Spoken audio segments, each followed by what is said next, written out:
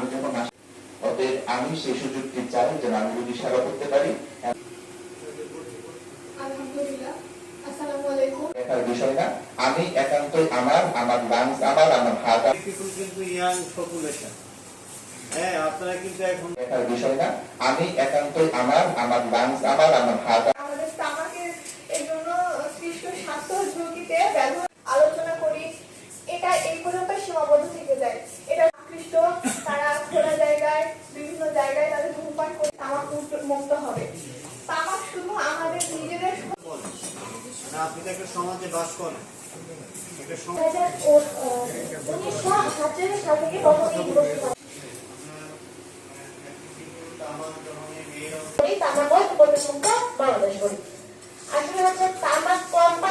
সকলের উপর আলাদা আলাদা দায়িত্ব রয়েছে।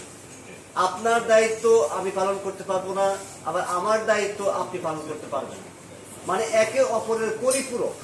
এই বিষয়টি যতদিন আমরা মাথায় না নিব ততদিন পর্যন্ত আমাদের এই ভুল ধারণা নিয়েই আমাদের চলতে হবে। আমরা চাই যে আজকের এই বিশ্ব তামাকমুক্ত দিবস উদযাপনের মধ্য দিয়ে আমাদের মাঝখানে যে দায়িত্ব রয়েছে, দায়িত্ব বোধটুকু জাগ্রত।